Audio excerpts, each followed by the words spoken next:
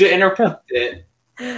Welcome to Wars of the Stars. I'm here, as always, with Alex, otherwise known as Candy in my van. Today, we have a big episode. We are going to review Black Widow, talk a little bit about the Bad Batch, and talk maybe a little bit about some Star Wars news. It's late at night here if you're watching on Twitch, and if you're watching on YouTube, you're probably watching this on Sunday. Alex, how's your day been so far, my man? It's been good. You can see my day projects today have been my 2 Tesseracts. Right. My Tesseract and then the Tesseract I'll be sending you. Yeah, right. So yeah, guys, we're gonna talk a little bit about the Bad Batch and Black Widow. So we're gonna start with the main thing. We're gonna start with Black Widow. Overall, I guess we'll start with our overall thoughts. Overall, I enjoyed this film. It was good for what the movie was. I thought it was Natasha and Scarlett's best film. Yep. I thought it did a good job introducing Yelena. Obviously, she's going to be an important character in the MCU. I thought the characters were good in this movie, minus the villains. I thought the villains were by far the weakest part of this film, maybe the weakest in the MCU. They're tied with Malekith for me. But yeah, this film was overall really enjoyable. Happy to be back in the theater, Yep. And just a good experience. Right, it excites me for Shang-Chi. You can't see it, but I got 2 posters from.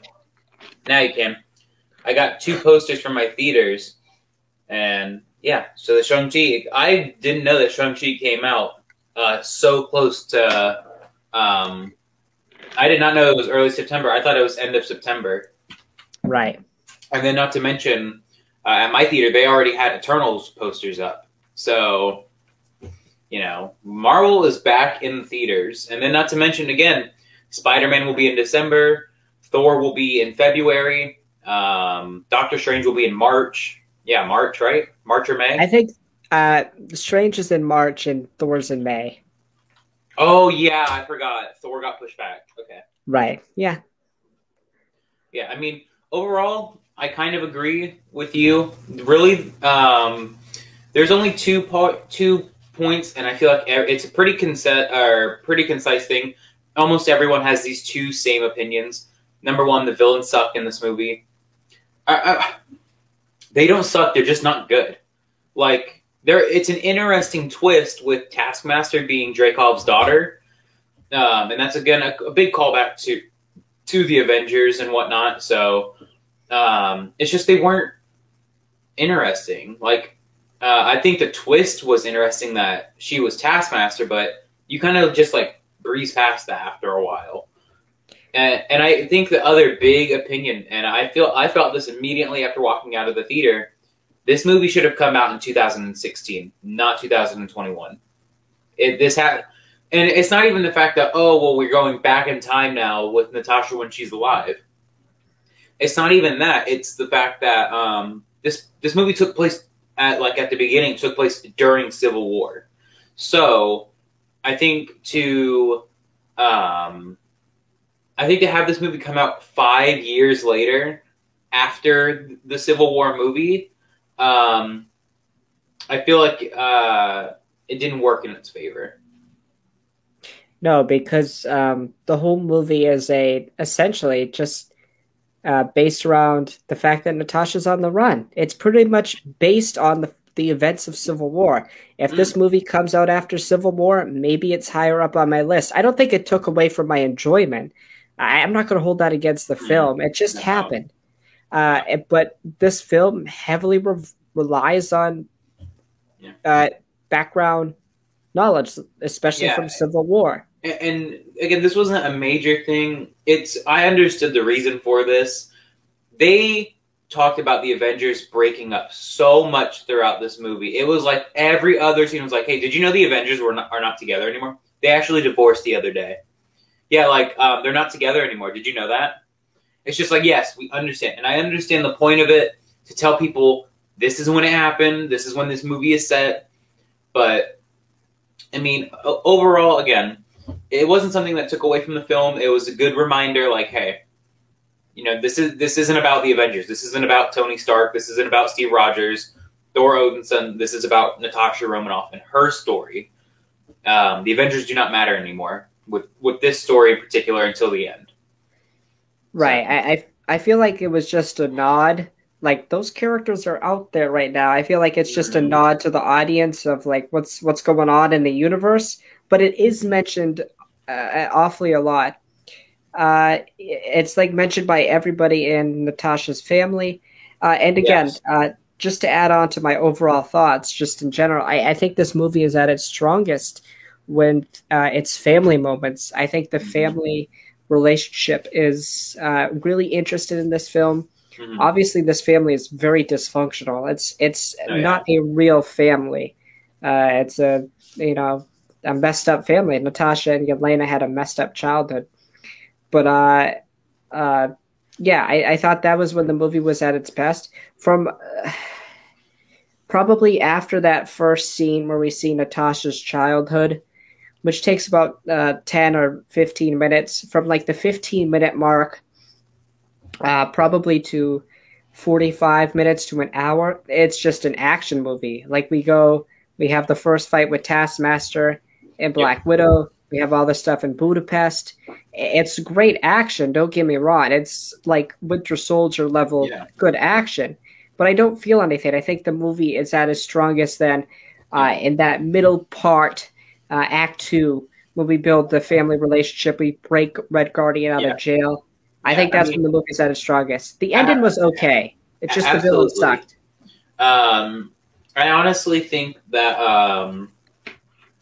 probably another big, not problem, but kind of like thing that was like kind of distracting in this movie. A lot of the references to old MCU movies were very, very on the nose. Like, that's a reference to something. Like, you got to go watch it. You got to go know if it's like the thank you for your cooperation. The I'm struggling to think right now. I just thought of something. It blinked in my head, but like a lot of them again were very much like, okay, can we please chill with the callbacks? I think another cool detail, but kind of was just like roll your eyes because something didn't play out properly. Was Natasha's Infinity War vest? Was Yelena's vest? Which again, I think that was a cool little detail. But it felt very like you're gonna see this vest again. You're gonna see it again sometime. Yeah, it's gonna be in the next Avengers movie. Let me ask: does it feel kind of like Han Solo's dice when we see him in The Last Jedi, and then we see him in Solo? It feels very like, okay, we get it. You're referencing something else. Can you please stop being so like, we're referencing something. Did you understand it? Did you get that? It's like the dice we don't see. The dice we don't see the entire original trilogy, but show them. We see him in one scene in A New Hope. We see him in one scene, but they're not even. It's like from behind, like Han's facing towards the cockpit. So, and they weren't even supposed to be in there. They were by accident placed in there. So then, again, it's just this movie when it made its references. The movie always felt like it was Captain America in the first Avengers movie, where it's like, I understood that reference. It's just like, yeah, I get that. I get you. But it's just like, okay, can we stop being so like, in front with it? Just be like a small callback. Like, I think a cool callback that it had was when Taskmaster first fights Natasha, she does Bucky's knife flip. That's something where if you're not thinking too hard about it, you won't. It'll fly over your head like whatever. But if you recognize the knife flip, you're like, oh my god, that's Bucky's knife flip. Like she's studying the Winter Soldier too at this point. So I think this movie struggles with its references to other MCU projects. Some of them are very tippity-toppity nose. Some of them are like, if you look over them, you might miss it. Yeah, I get that. I don't mind homages or references to other MCU films or just other films in general. And I disagree with you. Maybe it's because I I don't focus on every little minute detail, I guess, of these movies like I do with Star Wars films. I think Star Wars films are just more ingrained. Marvel's newer to me, obviously, than Star Wars. I mean, I've been a Marvel fan for a little bit, but it didn't feel on the nose to me. I disagree with that, but I understand it. And I kind of now want to talk about, I know we're going all over the place, but I kind of want to talk about the ending.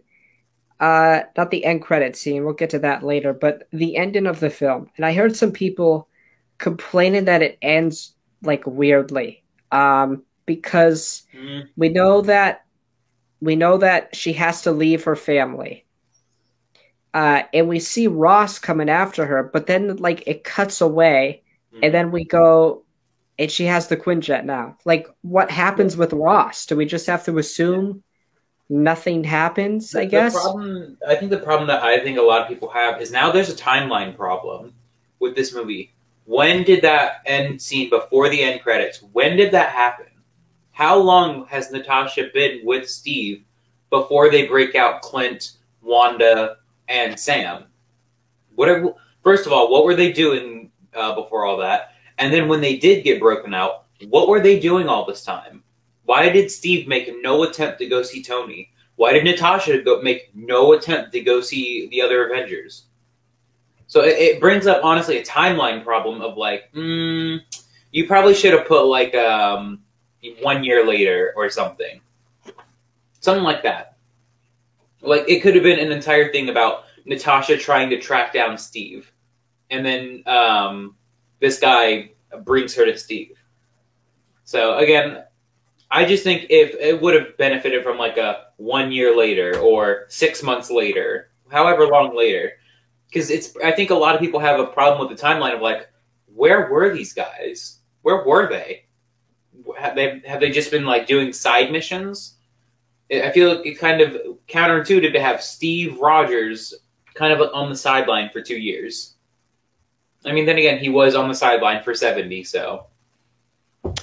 Right. Yeah, like I was thinking about, like, you brought it up the other day, or when me and you were talking after you had watched it, and it's like, to me, I always gathered that Steve went right away after Civil War to get him. That's what I thought. Because he didn't have a beard, so I thought the end credit scene with Bucky in Wakanda, Steve would leave him, then would go rescue friends. So are you trying to tell me Steve grew a beard in like 3 or so months? Right. Then the timeline's not very adequate here. So. And Steve could do it himself. Why do you have to wait for Natasha? I mean, I guess like security, like just in case things went south, he had someone to have backup, but still. Right. But it's just, yeah, it's like, so it must, yeah, I don't know. I mean, I don't know. I mean, it's not a massive problem. I don't care. I can just headcanon say this end scene before the end credits took place like a year or so after the events of what's it called? The before this in the movie, the earlier part in the movie with the Red Room. Yeah, I can easily say that, and I can just fill in the blanks that Natasha has been trying to come back in contact with Steve because she threw away her phone at the beginning of the movie. Right. So it could have been easily something like that. Because, I mean, most men can grow a beard like that in about a year, so. Yeah, it makes sense. Yeah. I don't know. I mean, again, it's not something that's like, this movie sucks because of it, but it's something that's just like, it's confusing now. Because now timeline isn't matching up anymore. Yeah, and, I don't really care. It doesn't bother me. The average fan, it's not going to bother. You know, which I try to think about these things, at least of the average fan. The diehard might complain, but the average fan isn't going to complain. I just wanted to talk a little bit about the ending because some people had a problem, like how like Ross showed up and like it just cut. Like we just had to assume that nothing happened because she wasn't arrested. Right. I mean, again, we just have to assume. I feel like Ross didn't have to show up. I didn't need to see that. Right. I mean. the other thing is, like, I feel like we didn't have to see Ross at all in this movie. Because I get, like, if they were to show a scene of him saying, like, we need to track this girl down, like, at all costs. And then he shows up at the end after the Red Room, the battle in the Red Room, then sure.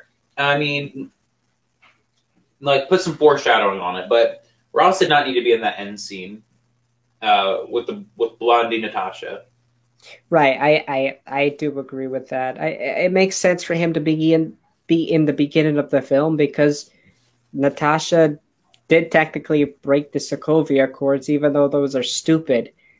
She did technically break them. So yeah, it made sense that Ross was like, and it kind of foreshadows Ross possibly becoming Red Hulk. Ross is in bad health, so maybe he's going to want to live. The only way he's going to do that is becoming Red Hulk. Which, by the way, I heard an interesting theory that Ross is actually Valentina's boss. I'm shaky on that. Again, we'll talk about the end credits here in a bit. Val is surrounded in lots of mystery right now. Lots and lots of mystery. So how does she know some of the things that she does in both Black Widow and the Falcon and the Winter Soldier? And another thing that we should also point out is that Black Widow is actually supposed to come out before the Falcon and the Winter Soldier. And so this end credit scene was actually supposed to then tie into the Falcon and the Winter Soldier, but that didn't happen. The Falcon and the Winter Soldier had to come out first, which I honestly think led to its benefit to have us see the first Dark Avenger be Captain America, and then we have the new Black Widow Dark Avenger with Yelena. Which again, I said this to you. I like how the girls' names are. I think it's Milena is the mom's name. Then we have Yelena, and then we have Natasha. It's just like they're getting a bit of cool rhyming thing. No, Natasha. But right. Then again, I guess they weren't really like there wasn't much choosing with the family at that point. So no, they just plucked the kids. Yeah.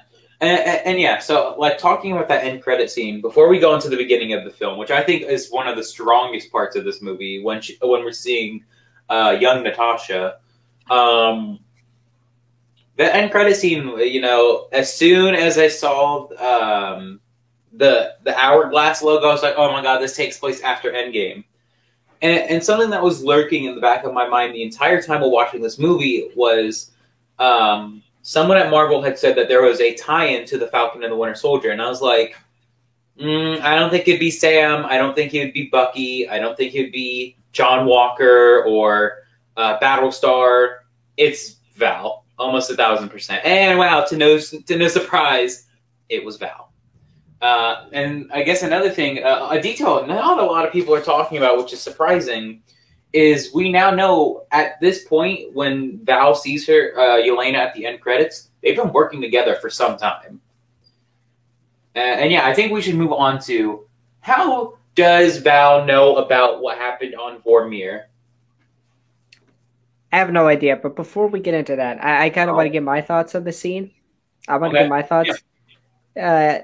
So I thought it was executed pretty good. Again, it was rumored that Val was going to be in Black Widow, so I wasn't surprised that she was the end credit scene. I almost predicted it. I pretty much predicted it. And then when she took the iPad out, I'm like, it's going to be Hawkeye. It's going to set up the Hawkeye show. I didn't predict that before the movie, but when I saw the iPad come out, I'm like, it's probably going to be Hawkeye. It's going to be Clint. Yeah.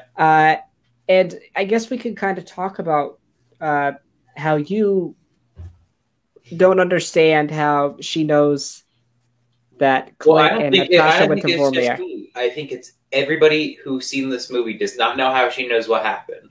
Because the thing is when it comes to this, there were only a select few people who knew about what happened, and that was the Avengers who were there.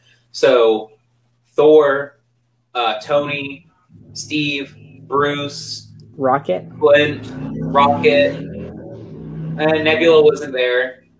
But Nebula knew what was going to happen. Nebula knew someone was going to die, and we can almost assume when Nebula saw Clint come back with the gauntlet full, she could probably piece together what happened. Right. So it's only 7 people. Yeah, I'm trying to piece. Yes, only 7. Oh no, and Scott Lang. So only 8 people knew what happened. So how would anybody else know? How would Val especially know?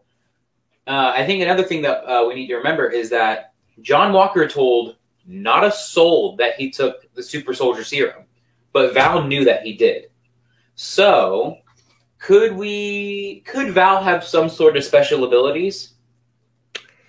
Maybe Val just knows people. But again, it's when we go to the things on Vormir. How does she know? I don't know. I think it will be explained, or I hope it will. I think we're going to find out. Yeah. We're going to find out who Val, which I don't think she's Madam Hydra. I don't think they're going to bring the whole Hydra thing back. Well, no. I think Disney's finally moving on from the whole Hydra thing. Because again, like they make so many jokes about it. Like especially in like Endgame where it's like, oh, there's S.H.I.E.L.D. Well, technically Hydra, but we didn't know. And then Scott was like, you didn't know? They just look like bad guys. Yeah, right. So again, like recent Marvel movies have been taking the piss at the whole Hydra twist, but yeah, I don't think they're going down the Madam Hydra route. I definitely do think they could be setting something else just brand new up. Because again, those are 2 huge events. John Walker taking the super soldier serum, which by the way, I would love to see how he took it. Do you think he like drank it? Or do you think he like went and got a shot and like went like and just like put it into his arm? I think he put it in his arm. But there was no like shot thing connected to it. Maybe he drank it. I don't know how it works. It didn't work like that for Steve, so. Well, no, Steve had it. Steve had the. Oh my god, I remember. Steve had 10 vials of it. Yeah, he did. Just injected to him at once. Which also, it's like you wonder why Red Skull's never worked because he only had 1 injection on him. Which I honestly, now that I think about it, brings up the question: who would be stronger, Steve with 10 doses of the serum, or people like damn, what's her name? The girl from the Falcon and the Winter Soldier. Flag Smasher. What is her Flag name? Smasher. That's what we're just gonna Flag Smasher girl. Yeah, Flag Smasher girl. Carly. Okay, there we go. Who do you think would be stronger, Carly or Steve? Cap. Yeah. Which speaking of, I'm sorry to go off topic here. I saw a video of people asking who would win in a fight. The Arrowverse Green Arrow or Steve Rogers. I was like, Steve has the abilities of a god. That's like saying, who would win in a fight? A blind deaf man or a person with 30 firearms on him? The man with 30 firearms is going to win that fight. So sorry to go off topic, but people on TikTok, bro, they defend DC a little too hard when it comes to comparing people to the MCU. Yeah. Yeah, I mean, I'm really excited to see who the next Dark Avenger is going to be. I'm so excited. Abomination? Well, I think that's kind of obvious, but I'm talking about after him. We have the Justin Hammer? Maybe. So we have the Captain America of the group, we have the Black Widow of the group, and we have the Hulk of the group. Who next? Who to be Iron Man? Who to be Clint Barton? Who to be who's on the Avengers? Thor. Who's gonna? How do you replace the God of Thunder? I don't think they're gonna replace Thor. They do it with a variant Loki. No, I don't. Yes, Loki has to be everything and everywhere. Which, by the way, did we even have? Oh yeah, you had the Loki review all by yourself. Yes. Yeah. Maybe later on I can give my short review of it. Yeah, sure. Yeah, Val's an interesting character. I'm really excited about her character. So, Yelena is obviously going to be the villain of Hawkeye, which sucks because I love her as a hero so much. It's going to be so hard to see her as a villain. And I like Clint. Like Clint's a solid dude, I think. Just a family Bro, guy. I even told you this. I'm so happy I didn't bring my Ronin costume with me to Black Widow, bro. I would have had everyone in that theater looking over at me like, "No, I didn't do that. You got the wrong guy. Right, yeah. I'm not that guy." Do we think Yelena kills Clint? Or no? Do you think there's like some type of realization? Or Clint tries to explain himself? I think it's gonna be a final battle, and it's going to be Clint probably I don't know, shooting an arrow into her, and him probably having her last thoughts be that she chose to do it, and he like begged her not to do it. Because again, I mean, literally all Clint has to do is say that he jumped off the cliff and she grappled him to the side of the cliff and jumped off on her own. Right. So, well, first of all, again, we know from Val's information it's wrong. It's wrong. We just know that Clint went to Vormir with him or with her. That's all we know. But the thing is like if Yelena finds out that Clint was an Avenger and that Natasha was an Avenger, shouldn't you use simple logic and realize that, oh, it probably wasn't Clint's fault. They were friends. Yeah. Literally earlier in the movie when they were hiding together, they were like, this is where me and Bart... The fact that he was Ronin. Yeah. They could... That could have... And that picture of Clint had the Ronin hood on, so... for all she knows, she could have heard about this man who was going by Ronin, and she could just hear, oh, yep, this Ronin or Clint Barton guy killed Natasha. So do you think Elena dies? I think she has to. I don't think so, dude. Don't want to happen. I hope not. You know what I think could happen in a final showdown? She's about to kill Clint, and then Kate shoots the final arrow to kill Yelena. So that we hate the new Hawkeye. Yes. We just hate every Hawkeye. Correct. Which, no, I mean, I don't know. I think in the comics, Clint was deaf, right? Yeah, we talked about a little bit about this once, yeah. Which, I wish they would have went that route for the TV show, but we know from the end of Endgame that he can hear very well because he had a full conversation with Wanda, but whatever. I think there was rumors about him becoming deaf in the show. Oh, yeah. I mean, you could easily make a character deaf in the show. You could, an explosion, whatever. I don't know. It's just like, I don't think they'll do it because I feel like it'll be too hard for, like, story-wise to tell the story of a deaf person. So, I don't know. Maybe, but do we think that Kate Bishop becomes the Hawkeye of the Dark Avengers? I know she's on the Young Avengers team. Yeah, they're definitely that's the other thing is Marvel is definitely setting up a multiverse thing and an Earth thing with the Young Avengers. So currently now with the Young Avengers, we have Wiccan, Speed, Patriot, Hawkeye, Stature, Loki. We're missing someone. The twins. Did you mention the Maximoff twins? Wiccan and Speed. Yeah, Patriot. Ironheart's coming out. Ironheart, yeah. Well, no, Ironheart's an adult, so she doesn't count as a Young Avenger. We haven't introduced Hulkin. Hulking. Somebody else. I don't remember who's on the team, but yeah, I don't know either. But I don't think it's going to be the exact lineup. Enchantress. I don't think she's on the team. I think she is. I could have sworn that Do you think they actually put a kid Loki on the Young Avengers though? We've already seen him, so yeah. You think we see that young kid Loki?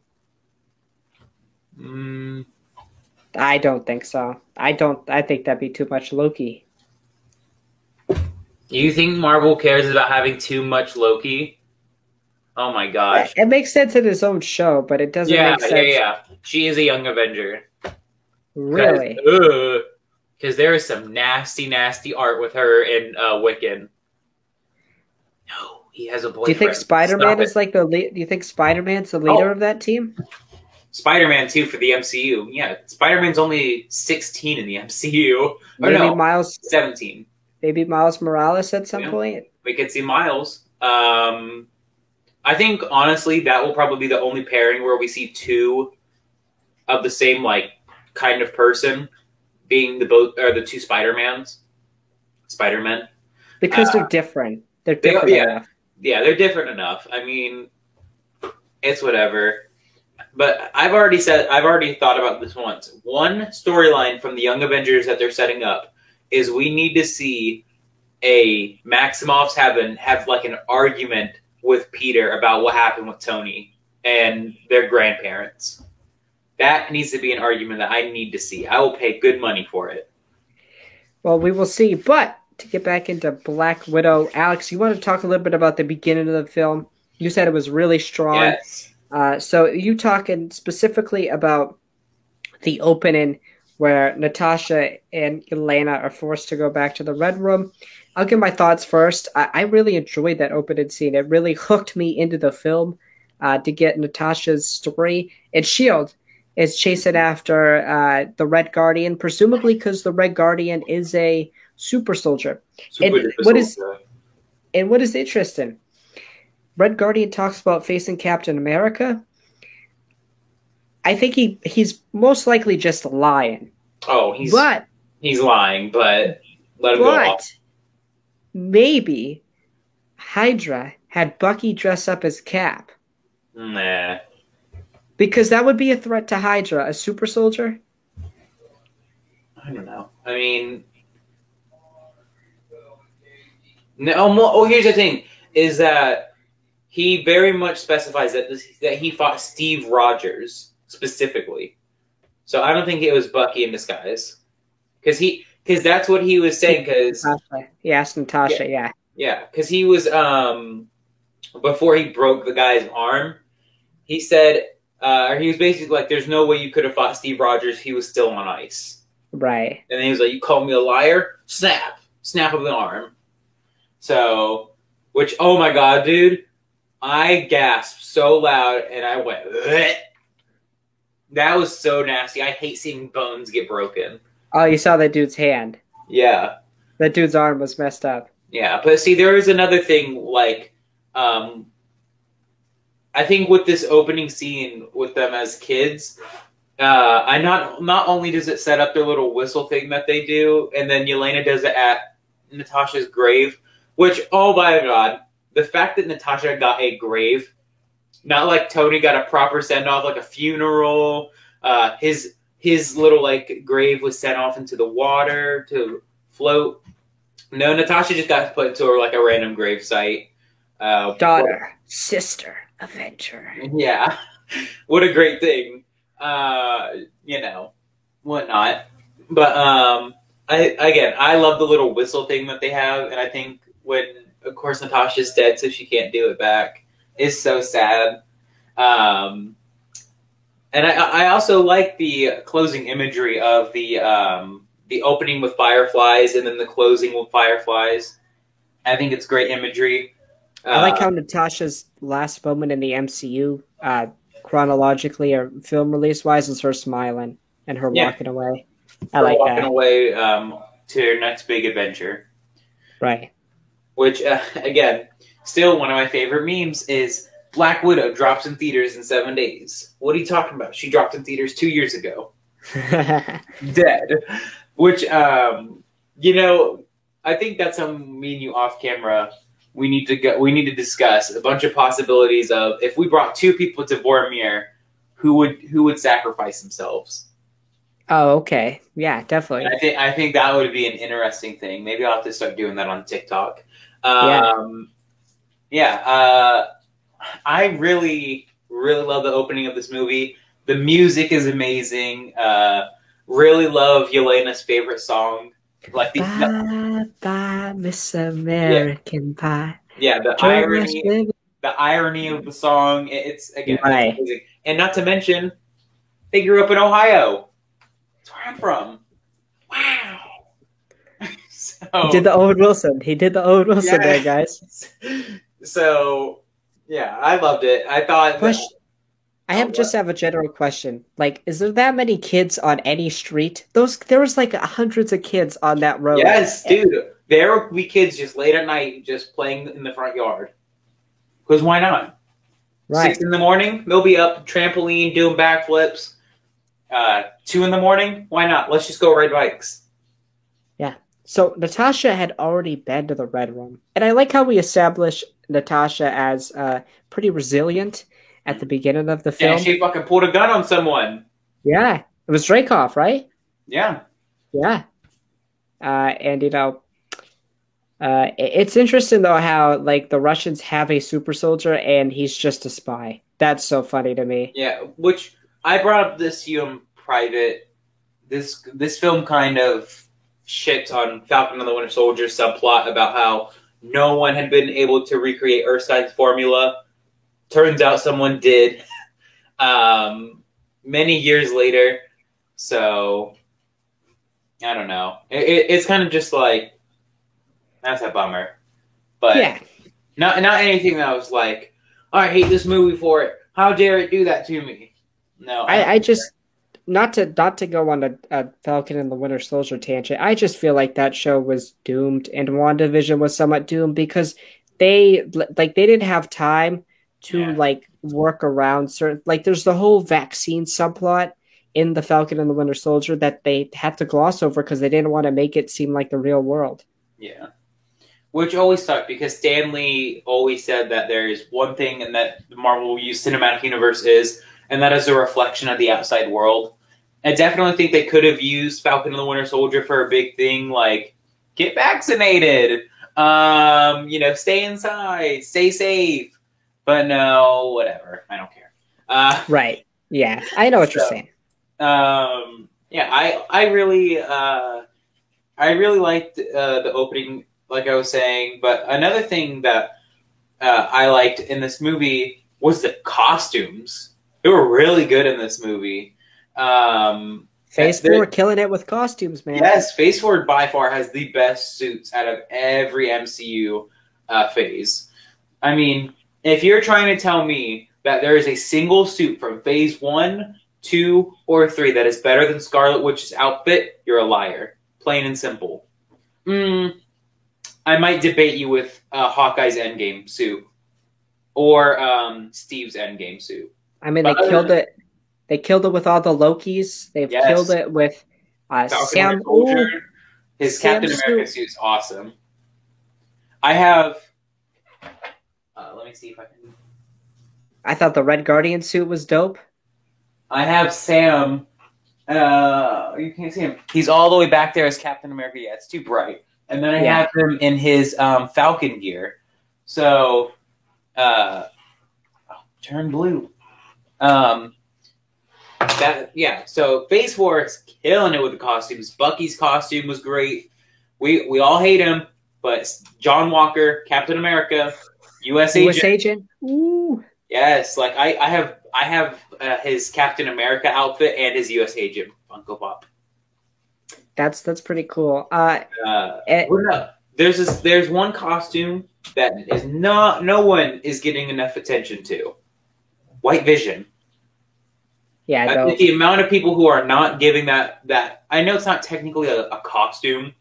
It's more of like a skin, but that deserves everything. Everything. So that's just me. Phase 4, killing it with costume. Yeah, I guess to go back to the opening, I thought it was great. It definitely hooked me into the film. Definitely made me understand how messed up the Red Room was. Again, this movie is at its best when it goes to the emotions of Natasha's backstory. I mean, we allude to it a lot in the MCU, but we never see it. This movie, we get to explore it. I thought it was good. You could definitely tell that Yelena is innocent at this point. She knows absolutely nothing. And then they get taken to the Red Room, and they're just pretty much the two most deadly widows, which I didn't realize there are that many widows just everywhere. Well, considering that little graph, someone did the counting. There was 7,000 girls on that graph. Like, of all over the world, there was 7,000 girls on there. And the Red Room we only saw a few, but the Red Room definitely had a lot more. So, yeah, I think honestly, it could be a cool TV show. Following one of the widows after they were freed, seeing them making it around in the world after being freed from being a widow. Right. Like, what's up with them, man? Yeah, that'd be cool. Uh, yeah. So, okay. We talked about a lot about the positives. We kind of alluded to them. Let's talk about Taskmaster and Dreykov. I guess I'll go first. My disappointment with Dreykov is just he's just generic geopolitical bad dude who Yeah, like uh, generic. Uh, yeah, he's Taskmaster is bad in guy who four. does bad things. Taskmaster is in 4 or 5 scenes, and I understand the whole point is that it's Natasha killed Dreykov's daughter, but I really never cared about Dreykov's daughter. I understand Never, it's supposed to be yeah, played as she's innocent, but I never cared. yeah, well, not even that. I think what hurt this movie the most, Marvel, where I'm praising you for your Phase 4 suits, I'm praising you for WandaVision, Loki, Falcon and the Winter Soldier, I'm praising you for all that. I'm praising you for a lot of this movie, but god damn it, your marketing sucks. Your marketing is as bad as Lucasfilm's, as in they overhype things. Lucasfilm has a problem with underhyping their projects. Marvel has a problem with overhyping villains specifically. Oh my goodness, dude. I was like, they literally had the day the movie came out was a how to draw a task or how to draw the Taskmaster video come out on YouTube, and they really only do that for main characters. Sorry, but if your main villain is only appearing in like what 5, 6, 7, 8 scenes total, sorry, but like that is not a good villain. And the other thing is Dreykov, he wasn't an opposing villain. The only thing that he had was his little fragrance. And then Natasha just banged her head on the table once, and all of a sudden then she was scotch-free. So, not a very good counter defense. Right. So, I don't know. I mean, Dreykov sucked. Taskmaster... I don't want to say Taskmaster was bad. I thought the twist was interesting that it was Dreykov's daughter, and that Natasha basically was living with the fact that she killed a little girl, and it turned out that she didn't, and then she basically created a weapon. But I think, I again, just didn't care. yeah, it wasn't something that I cared about. Also, let alone, Taskmaster is known to be able to mimic everyone. Like, again, we see that multiple times. Taskmaster has the archery skills of Hawkeye, the fighting skills of Natasha, the cool tricks as the Winter Soldier. The shield. The Caps, shield. Yeah. Yeah. So cool. Okay, but we only saw that with 4 heroes. What about everyone else? What about Black? I mean, we saw the little vibranium claws, but they weren't used. They weren't used. So yeah, I would definitely say Plus, she has one line of dialogue. Yeah, is he gone? That's it. It's just it.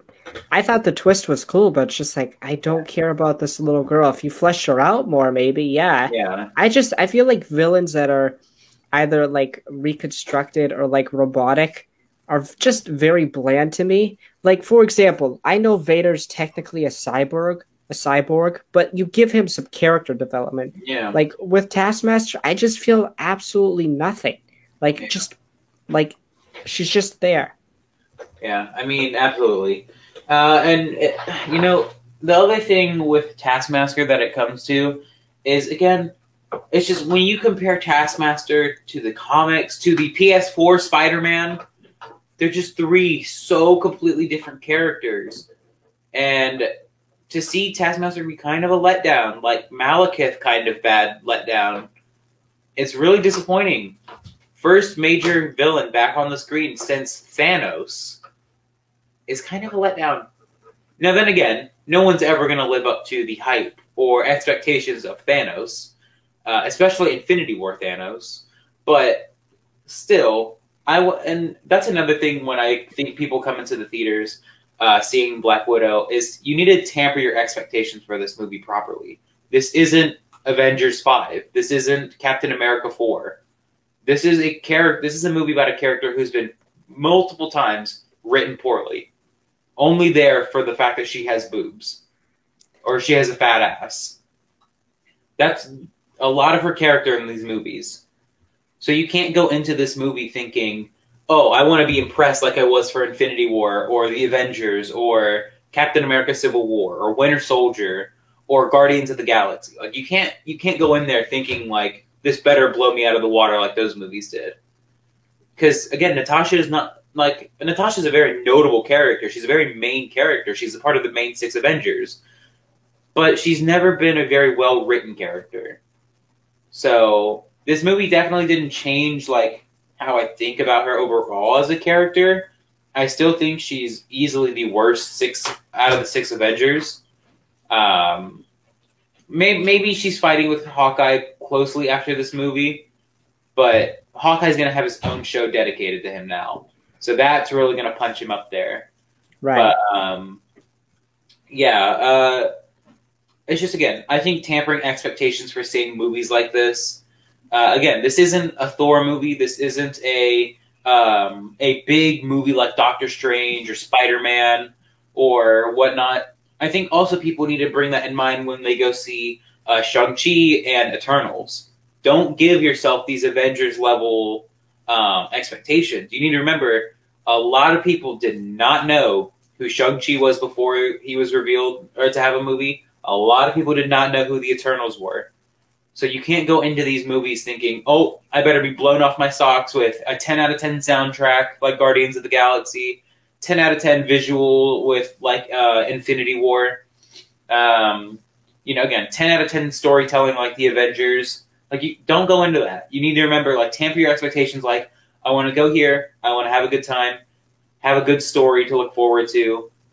Again, I think that's honestly one of the biggest problems. And I think the Marvel TV shows honestly had it worse than Black Widow did. A lot of people's expectations for these shows have been really, really outrageous. So, just like when Kane doesn't show up next week, everyone's going to have a conniption. Yeah, it's again, I'm telling you, if Tobey Maguire and Andrew Garfield are not in Spider-Man No Way Home, dude, I'm uninstalling TikTok. It is going to be Civil War without end. Yeah. I guess the last thing. I guess the last thing I want to touch on. This is a funny MCU movie. I did not expect it to be so funny. Like, I was like some of the previews and reviews that I heard was that it was a very action-packed movie, very Civil War-like. I was like, oh, so it's probably just going to be like kind of like a straight grunt movie. No, Yelena, top 10 MCU comedian, top 3 MCU comedian, right. Red Guardian, top 3 MCU comedian. Right. Like, oh my god! I thought the plane scene was one of the funniest MCU scenes ever. Yes. Can we throw him out of the window? No, I think we need to get to higher altitude first. He's like, at that time with the Monte scene, she's like, no, they pulled my uterus out. Yeah. And it's just like, it's so funny. The best part is that end part is where she's like, I was just about to start talking about the fallopian tube. I don't know how to say Fallopian tubes. Fallopian tubes. Yeah. Yeah, I love this. I love the humor of this movie. And I hope, I guess my closing thoughts are, I hope we see Red Guardian, Milena. I just hope we'll see him again. I don't know in what capacity. I think we'll see him again. Yeah. And I hope Yelena is a mainstay in the MCU. I know you don't think that's going to happen, but I think she's going to be. Yeah, maybe. Who knows? But for this movie, I'll give it a 7.5 out of 10. Again, the major villain of these movies wasn't very good. It's just, again, I won't give it a 7.5. I'll give it an 8 out of 10. And in terms of my personal ranking out of the 25 movies, I'll put it probably at like 13 or 12. It wasn't something that blew me out of the water. And another thing before I ask you about your ranking, I'd seen a lot of reviews that were like, this was a very women empowerment movie. I did not feel like they were trying to shove that in, except one scene where Dreykov was punching Natasha, and she was like, oh, that's all you got? Oh, you've grown weak. It's just, okay. I was like, okay. Shut the fuck up. I don't know, Drew, what's your ranking of this movie? Where does it place for you? So for me, it's gonna probably get a 7.5 to an 8 again. I think the villains are very weak. I think this movie has some good chemistry. Yelena and Natasha are a pretty good duo. Pretty like probably like top three up there with Thor and Loki. Yes, bro. Uh, I was going to say, like, they are fighting Thor and Loki for that top duo spot. right. I think the humor's good. Like it hits. Maybe it won't hit the second or third time, but I think it hit. Yeah, I'm hoping it doesn't get the Thor Ragnarok effect where it's just like the joke is coming, so you're not going to laugh that much. Right. Yeah. It was good. Yeah, probably a 7.5 to an 8. Again, I think I'm more critical than you are. Maybe I don't know. Maybe. My final closing thought is I feel like this movie should have just come out after Civil War. I agree. It should have been. It should have been the very next movie. I don't have an exact number because I really haven't done an exact ranking of all these films, but just thinking about films in the MCU, I enjoy them more. It probably will land in the middle somewhere for me, in that middle-ish range. It's not awful, but it's not great. And again, I want to say the discourse around this film has been great.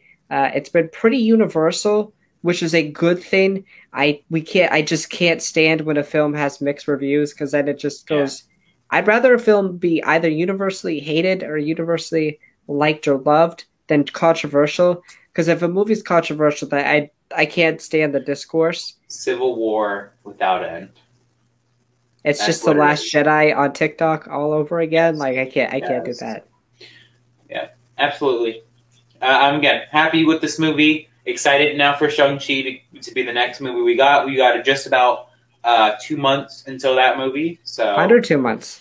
Yeah, under 2 months. We have 7 weeks exactly until the movie comes out. I'm super excited. We'll have coverage of it, and then we'll have coverage of Eternals, and then Spider-Man.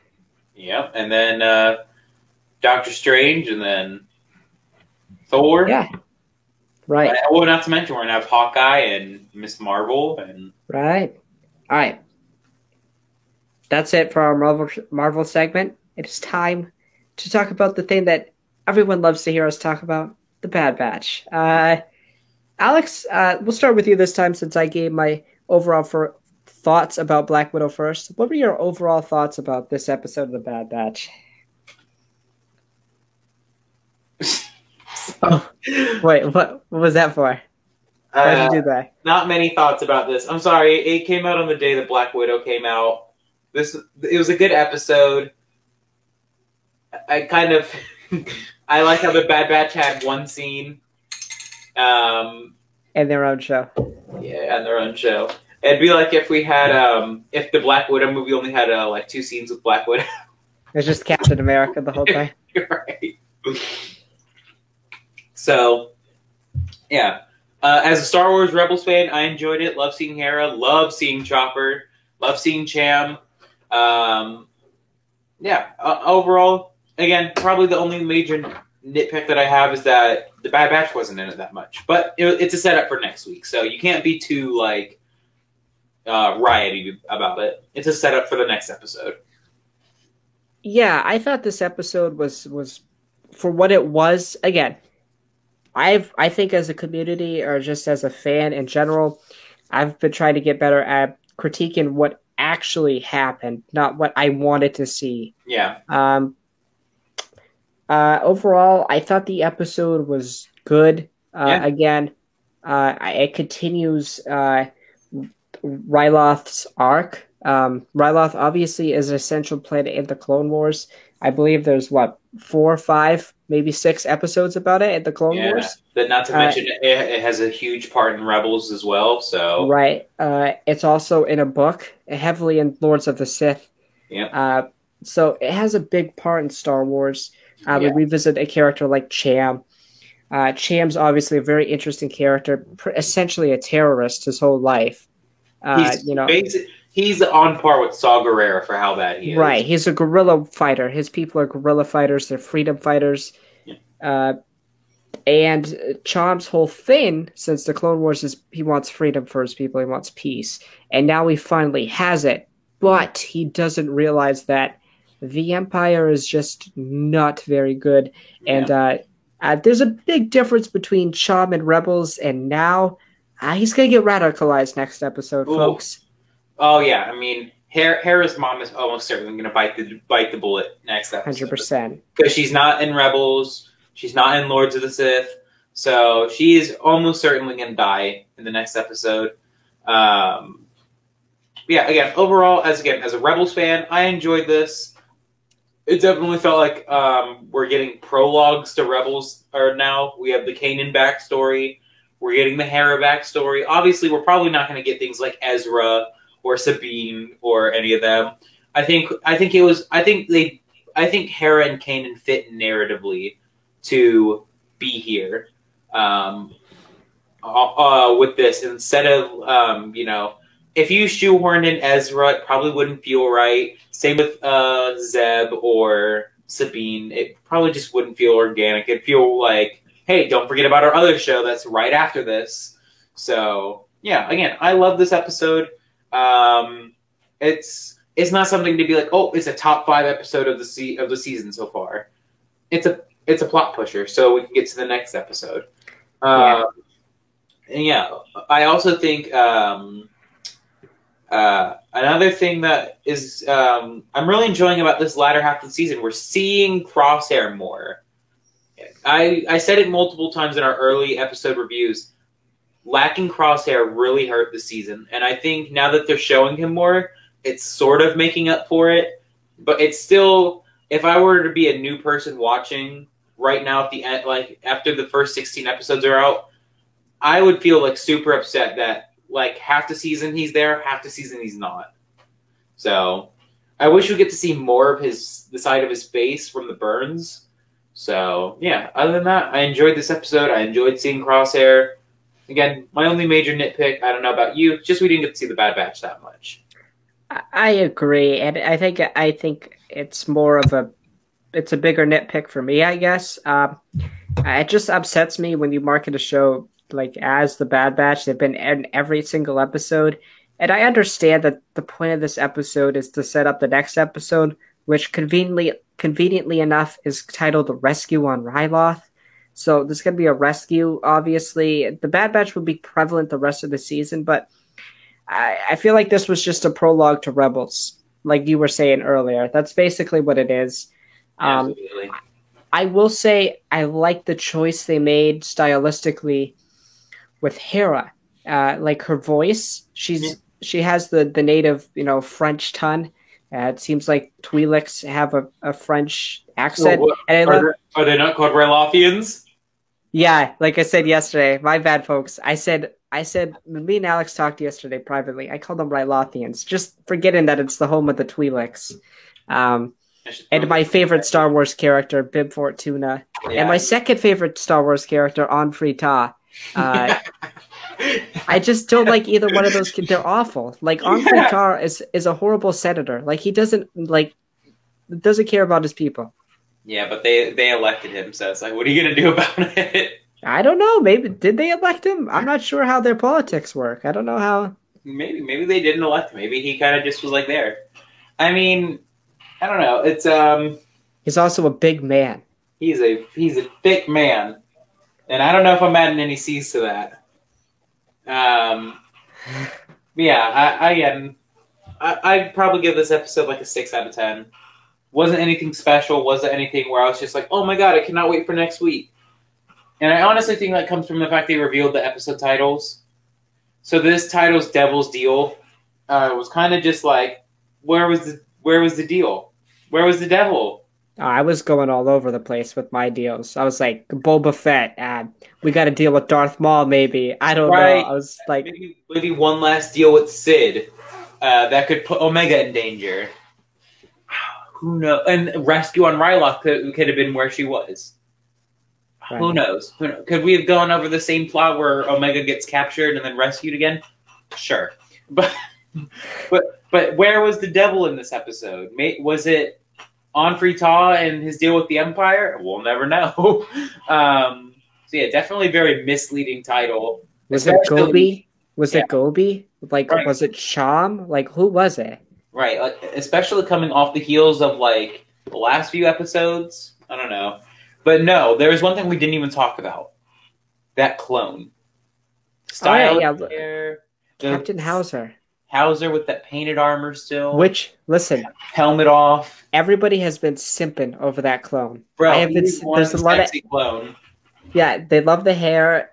You know what? Captain Hauser is a good guy. I'm calling it right now. I need to make that helmet. I think he has some dope armor. Get that man that helmet. He's got like the aqua. It's not the 501st dark blue that I like. It's like the aqua. Yeah, and it's not the what was the division? Tango Company. No. What was the Yoda's division that he brought to Kashyyyk? It's also Luminars, right? Yeah.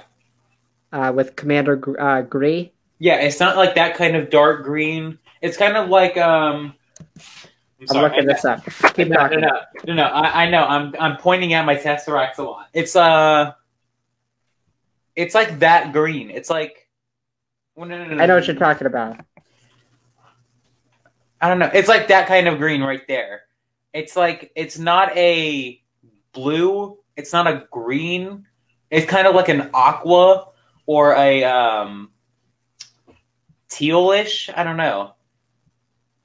The 31st Elite Corps. That makes sense, right? Yeah. Yeah, it is Luminars. Yeah, the 41st Elite Corps. That's the one you're thinking of. Yeah. Yeah. So it's kind of like a honestly, you see the StreamYard duck logo on the top right? Yes. Right by his eye, that lighter green, it's that kind of green. I like it. So yes, it's a beautiful color. Also, I've noticed this when you hear the clones talking, compared to like other seasons of like Clone Wars, you actually hear like a proper like voice changer. So it's like their voice is deeper and you hear like a calm static with it. Small detail. I like it. Yeah, I just it's weird that the episode just oddly focused on him. Like he's just another random clone. Well, another thing that like where a lot of people aren't talking about this is the fact that he still contained his personality. Color, right. Helmet removal. He's still trying to. He's literally like, Cham, what are you doing? Like any other clone would have shot Cham dead instantly after Order 66 because they were all basically turned to robots. But no, Hauser was able to just be like, you know what? No, like he still held his personality, which now leads me to question: did he resist Order 66? Because Rex had said that some clones were able to resist it. So, was Hauser one of them? Or maybe it's teasing at the fact that the chip is wearing off. I don't know how long the chip, like... I don't know. Yeah. Like, I think Hauser is definitely the catalyst for Project War Mantle being implemented. I think in some way, shape, or form... Well, we see Rampart, like, taking double takes at Hauser and what he's doing. So isn't War Mantle in 2 episodes, right? 3. So yeah, we could easily see that be pushed from Rescue on Ryloth. I think Hauser's going to help the Bad Batch in some way. Oh yeah. I think he dies probably, but yeah. But Hauser will forever be a part of the top 10 Star Wars characters that we simp for. Yeah, right. But you know, and we think Hera's mom's she's done so. Oh yeah, she's definitely gonna die because again, she's not there in Rebels. So and Hera and Cham's relationship, they said went downhill after she died. So she's gonna die. We're gonna see it. Yeah, Hera's gonna think it's Cham's fault, and maybe right, which I think most likely happened or something along those lines. Yeah. Overall, I thought the Hauser storyline... So what I think is going to happen is Hauser may contact Sid or the Bad Batch, somehow figure it out from Sid. Hauser helps him out. Hera's mom's trying to escape with Hauser. Yeah. Now that you bring up Sid, it kind of brings on to another question. Why is the Bad Batch still working for her? Because what else are they going to do, I guess? Right. They got to have someone give them their missions. Right. So it's just like the last episode really played into the point, like, oh, like be thankful towards Omega because Omega paid off your debts to me. Oh, okay. So then we're done with Sid for the season. Like, bye-bye. Like, won't miss you. No. We're still working with Sid. Which leads me to question one thing. Do you think that these 2 episodes were supposed to happen earlier in the season, but they got pushed forward? You mean push back? No, push forward. Oh. Because they happen later on. Maybe. I don't think so, though. Because why would they still be working for Sid? If they paid off their debts, why are they still with Sid? I don't know. Maybe we'll have to see more to get that kind of like conclusion. I don't know. I understand where you're going. Like, oh, they paid off their debts. They're done with Sid. And but then, like, where else are they gonna go? They could go with Rex, but I don't feel like they're ready for that yet. I feel like that's go save Crosshair. Learn more about the inhibitor chips. I don't think they're at that stage. I think they've lost faith in Crosshair. I don't. I think they're still going to go try to get him. But Crosshair has to die. Do we think there's a confrontation next week? I definitely think Crosshair and the Bad Batch face. Yeah. Yeah, they were super close to meeting this episode. They were literally planet away from each other. Correct. And I also think we see Hera fly next episode. Which I also say the Hera and Omega thing was pretty cool. Yeah. It was pretty cute. Could we see Hera get the ghost? Maybe. Oh my god, I would cry my little Tech is the one-liner of the show. What feeling? Right. Did you guys know that flying's about a feeling? What feeling? It's just like, which again, it's the stupid Star Wars say that like, hey man, you could do anything just with the feeling. Look at Han Solo flying through the asteroid field. Right. It's just like, what feeling? Like 3PO looks at him like, yo, what the hell are you talking about, man? Like, I like how when Omega says that, they all look at her like, excuse me? Don't encourage. What did that girl say? All of a sudden they're going to get up and they're going to go fall asleep and Omega's like, I have a good feeling now. Just starts crashes around. Oh my gosh. Oh yeah. Again, I love Tech's reason for not letting Omega fly yet. It's because she doesn't know every button. Yeah, she doesn't know every single button or part of the ship yet. So do you think Wrecker does? If Wrecker needed to fly the ship, do you think Wrecker knows anything? No, he's like, how do I fly this thing? That's something that I'd love to see is Tech try to like work on something on the ship, and he has to like try to like explain to Wrecker what to do. And Wrecker's just not paying attention. No, and he's like, do you see that red button? And there's just a bunch of red buttons. I see a lot of red buttons. So it's like a Grogu in The Mandalorian when Grogu has to fix the ship. Yeah, he's like, do you see that wire, that blue wire? So which by the way is a fantastic scene. Yes, he's like, whatever you do not touch the wires together. And it's like, and then Grogu looks at him as like. Din's like every dad in that situation's like my favorite part about Din when he's like parenting Grogu is all the fucking grunts and groans he does. Like, I love it when he first meets him in season 2, and he keeps walking out of his little eggshell thing, and Din and his whole ship's destroyed. It's just like, God damn it. No, the best part is when Grogu walks out of the ship. He has to like get up. He's like, "Damn it!" It's great. All right. So far, question: We've been keeping up with this. Is this better than Rebel season 1 and Clone Wars season 1 so far? Definitely better than Clone Wars season 1. Rebel season 1. I'm biased towards it, so I can't really. I'll say it's majority. I think majority it's better than Rebel season 1. I can't say it is because we still have 5 episodes to go, and for all we know, they could just start plummeting down. I doubt it. Yeah, I doubt it. Trust in Dave. But So far, yes. Yes, so far, yes. I'll definitely say, as a huge Rebels fan, I've enjoyed a lot of the episodes more than Rebels. It's just, again, Rebels has a huge season finale, like huge, like final 4 episodes of season 1. So that's what Bad Batch is really competing against. Like episode 10 of season 1 for Rebels, and then the last like 3 or 4 episodes. But Yeah, other than definitely. that, well, no, I mean it's also like every other encounter with the Grand Inquisitor with Ezra and Kanan together. Those are Star Wars gold. So yeah, Yeah. All right. I guess now we're gonna touch a little bit on some Star Wars news. Not too much to talk about. First, we'll touch on the Star Wars anime, Visions. We did touch on it last week. So in this piece right here, it seems like Visions isn't going to be canon.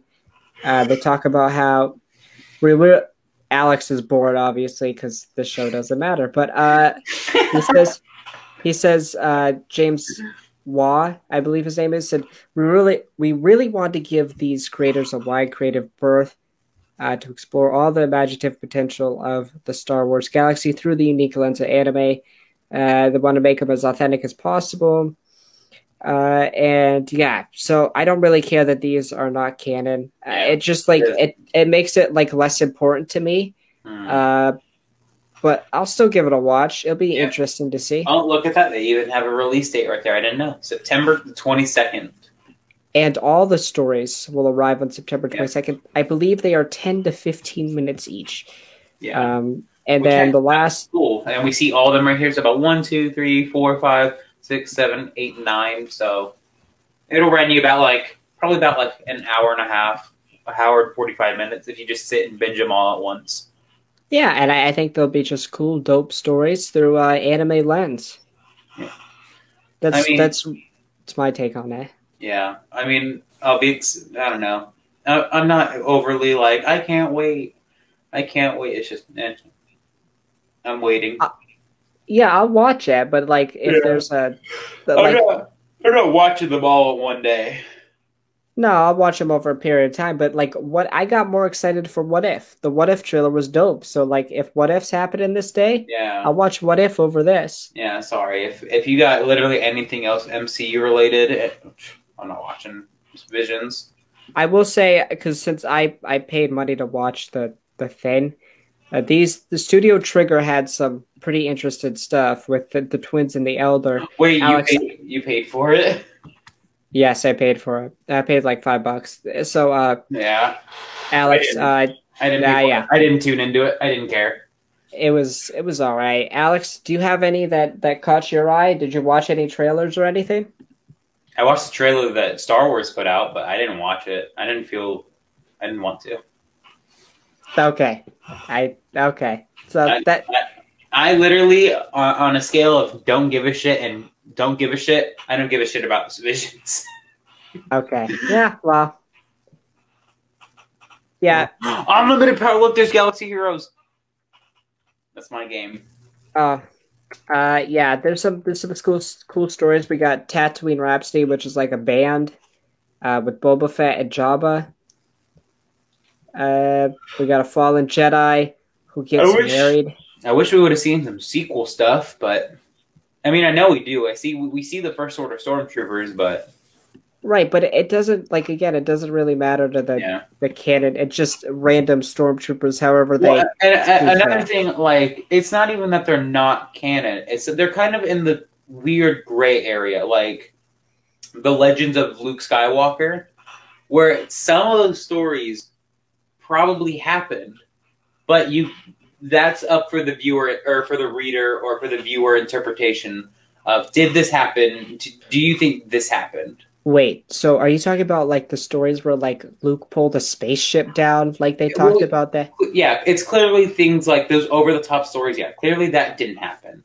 But like some of those other things in those Legends of Luke Skywalker and that Darth Vader castle book, and definitely now Visions, it's definitely going to be a thing where it's like, that's going to be up to viewer interpretation if this is canon or not. Right. To me, it's not. Yeah, if you don't like it, then, or if you don't want it to be part of your Star Wars timeline, then it's not. but I don't really care if it's not canon. My only Yeah. thing is just like my question to Lucasfilm is like, why did you do it then if it's not gonna be part of your timeline? If you want to tell like Mhm. I'm like Lucasfilm, we want to tell dope stories. That's cool and all, but like why? Yeah. I I mean, don't know. I'm a part of the boat with Disney should start making non-canon things.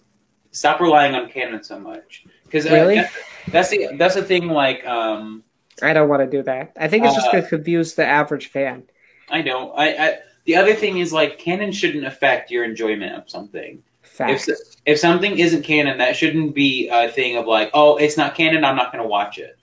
Or if it's not canon, I'm not going to play it. Or it's not canon, I'm not going to read it. I think it's Star Wars. You should watch, read, play it. If you don't like it, then just write it off and you didn't enjoy I it. watch Star Wars fan films all the Yeah, time. all the time. Enjoy them. Yeah, and a part of my headcanon is some of those fan films really happen. Now, Right. obviously, I'm not going to go telling a fan that the Vader or the Star Wars Theory Vader fan film is canon. No, but in part of my headcanon, I'd like to think that that could have happened. Or like Scorekeeper, which is about Bosk. Like that's Yeah, a pretty dope story that has no right. significance. Like I could say, oh, yeah, that happened. But like Yeah, I wouldn't tell a fan that's actual canon. I'd say, ah, that's just my head canon. yeah. So it's like the Force Unleashed games. I love those games. They're not canon. Would I love them to be remade to fit in canon? Absolutely, but I mean, again, it's. I don't think if they're canon or not should dictate your enjoyment or excitement. I think the fact that it's Star Wars should dictate it. Um, yeah, I'm excited on a low scale. I'm like, I'll watch it, try to enjoy it. Can't promise I will. Yeah, right. I'll just watch it, and I'm not gonna watch them all in one day, but I'll watch them all within that week probably. Yeah. So this one story I'm just going to talk about a little bit. Alex, if you want to touch on it, you can. So we don't know when Mando season three is filming. It seems like every other week we're talking about like when is Mando season three filming. So Production Weekly, which gets exclusives from like uh, what companies renting out a studio. It looks like Mando may start shooting September of this year. I can pull it up real quick. Uh, it may start shooting in September. That kind of lines up with the Collider article that said Mando season three was supposed to start shooting late 2021, early 2022. So yeah, this is what it is. Alex, do you have any comments on like the Mando season three filming and what's up with that? Feels like it's changing every single day. Right. That's it. I don't know. Yeah, I don't know if I I should be get that. excited or not. Yeah, like there's so much other stuff going, and my thing is like I wish the Mandalorian was the next project to come out again because I feel like that's Disney Plus's baby. Like Yeah. that's the OG Disney Plus thing. Uh, but yeah, we have other great content coming out. I just Mando season three has to hit. Yeah, if it doesn't, I'm gonna be real pissed.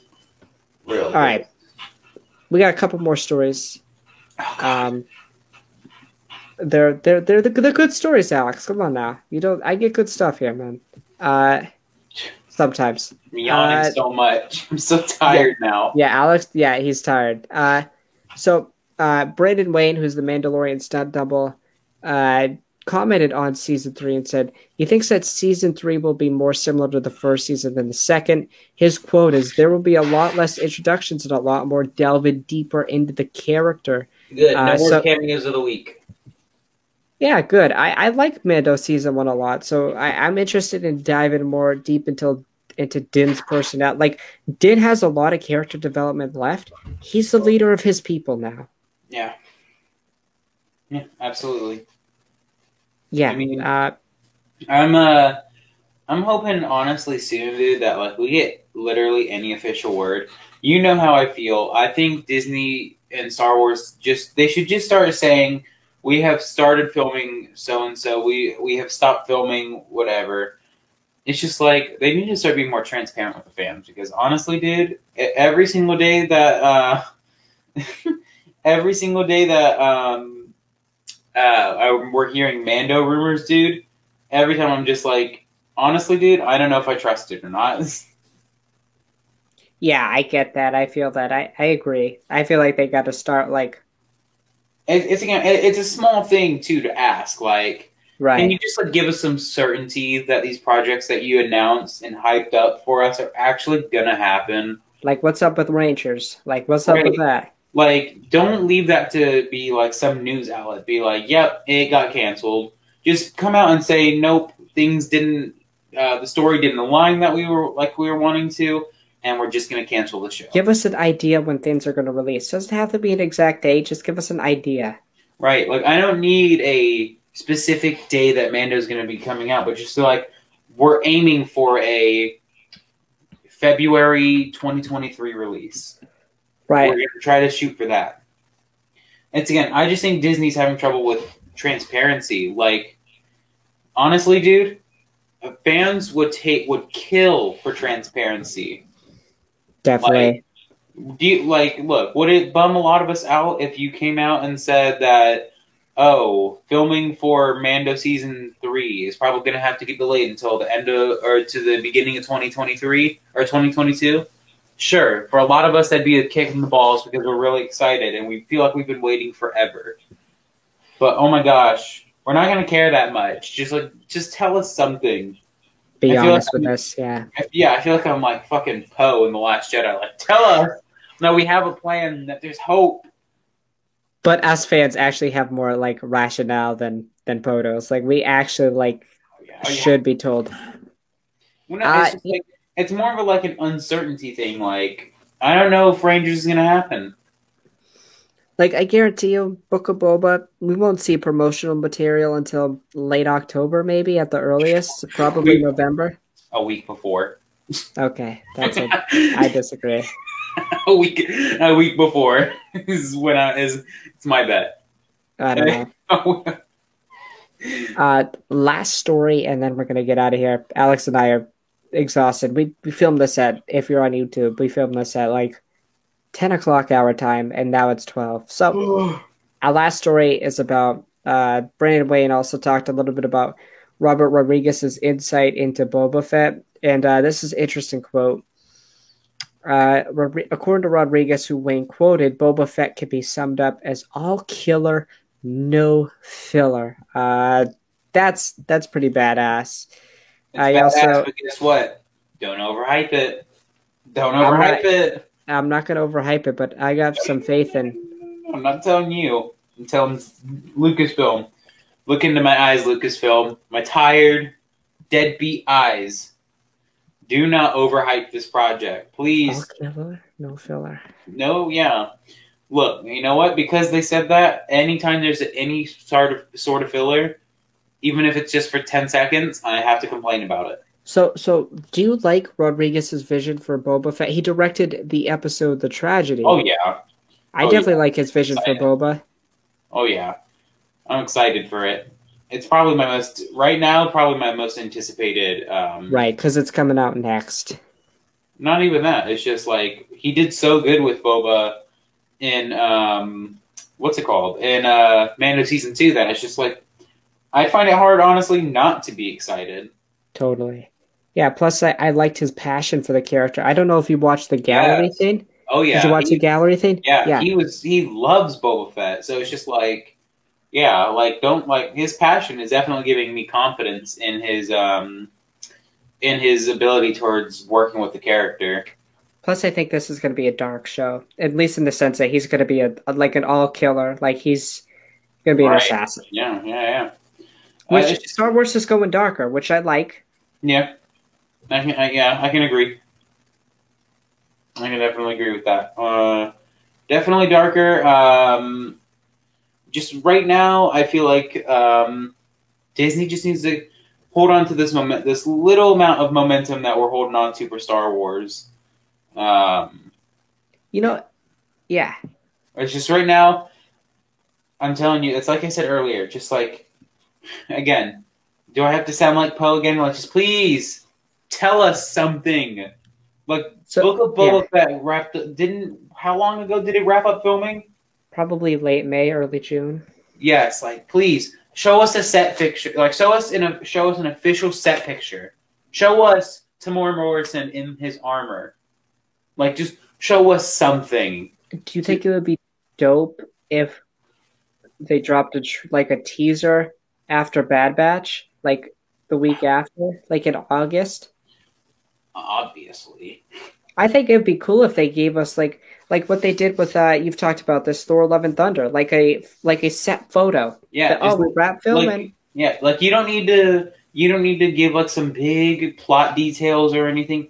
Just tell us we wrap filming on the Book of Boba Fett. We start post production now. That's it. I don't need a early trailer for Book of Boba Fett right now.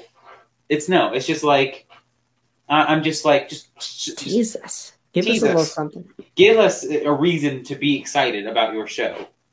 Because right now, I'll be honest with you, I'm not excited. I need to see a trailer. But then again, okay, I wasn't excited for Black Widow. And now here I am, wasn't able to sit still almost all day when it was the day to go see it. So, I don't know. You'll be excited when the day it comes out. Oh yeah, I mean, I know I'm definitely going to be like, oh my god, I can't wait for Book of Boba Fett to come out today. I'll be a kid. I'll be like a kid on Christmas. I'm very excited. Yes. The Bad Batch, I don't feel that way, and that's not an offense to the Bad Batch. It's just that it's animated. Now, some of the best Star Wars is animated, but I will always choose live action. Yeah, I question your choices if you don't.